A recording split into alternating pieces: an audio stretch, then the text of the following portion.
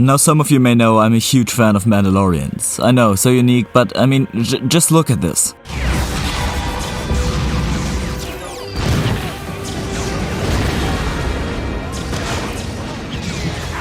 How could you not love these guys? So in my love for these guys, I decided around 2020, 2021 that I wanted to get every Mandalorian made in LEGO. This doesn't mean that I want to get every Boba figure, for example, but I want to get at least one of each. Today I'm gonna show you that collection, and let's jump right into it.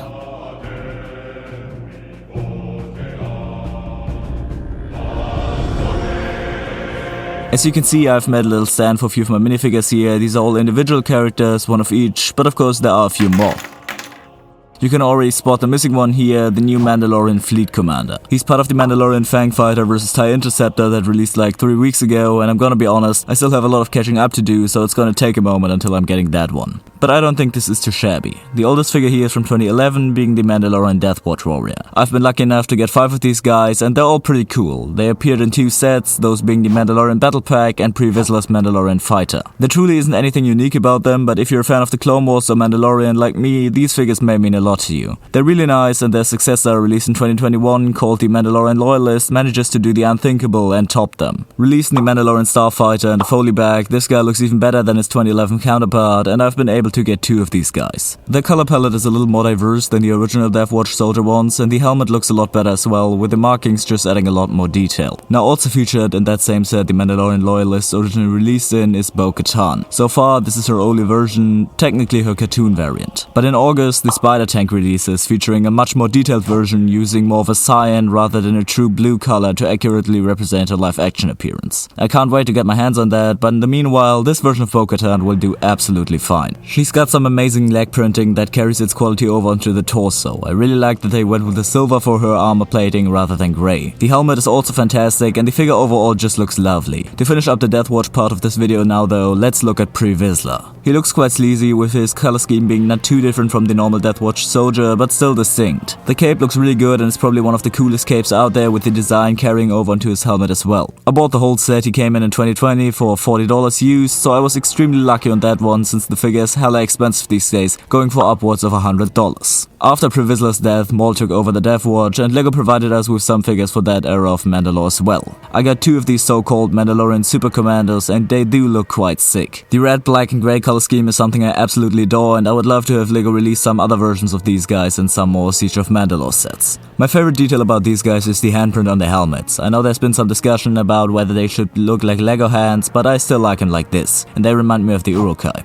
Leading these super commanders we have Gar Saxon. He might just be my favorite Mando figure. I said that I love the red and black aesthetic, and that paired with his level of detail is just beautiful. Choosing gunmetal grey as primary color is also great, and the yellow visor is a great contrast to the otherwise darker color palette. LEGO also went ahead and made an entirely new helmet mold for him to capture his look accurately, and well, they did. Now in the chronological order of Star Wars, the first Mandalorian we meet is Jango Fett. Next to Gar Saxon, he's probably one of my favorite Mando figures out there. He lacks any kind of arm printing that quite a few modern Mandalorian minifigs have, but considering this figure came out in 2013, that can be forgiven. Just like on Bo-Katan, the silver armor is just beautiful, and they really managed to capture his look, although they could have made his undersuit just a little darker to match his movie appearance even more. After Jango's death, his son Boba inherited his armor, and I've got my hands on 3 of these normal versions over the years. I think they all look really good, but for the Book of Boba Fett version, I'd have loved if they had changed the helmet color to dark green, just to accurately depict how he looks in the show. I wish I had one of his original trilogy versions with arm printing, either the one from the UCS Slave 1 or from Cloud City, but pictures of the summer 2023 Star Wars Max were just leaked, and look at that! An OG trilogy Boba with arm printing for $16. Shut up and take my money!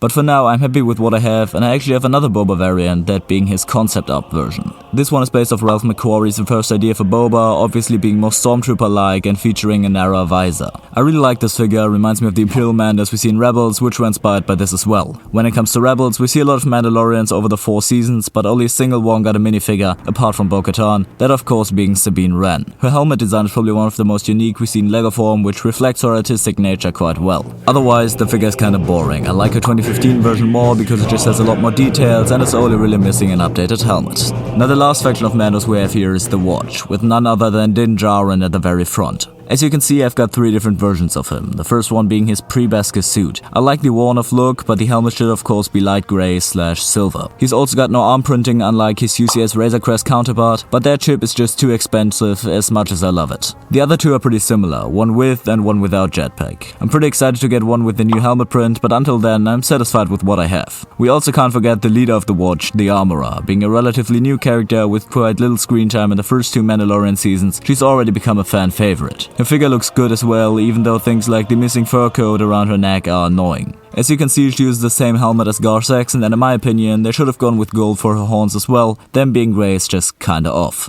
The only other named character I have here is of course Paz Vizsla. He looks absolutely stellar, even though I have my gripes with his helmet. All his printing is phenomenal, and the use of the new chest piece to make him appear wider was a great choice if you ask me. It also allowed Lego to put a bigger backpack on him and let him put details like a little insignia onto his shoulder. But I really don't like the helmet. If you watch The Mandalorian, Paz's helmet is very different to every other Mandalorian, and just having a normal helmet is kinda off-throwing.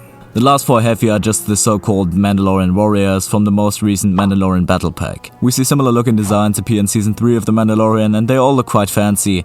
I just love their capes. Now I do have a few more Mandos and some sealed sets locked away in my basement somewhere, but getting those out would cost me about a year, so here's just some pictures of them. But tell me, what Mandos you have or still want to get? Remember, if you like this video, to subscribe, and until next time, goodbye.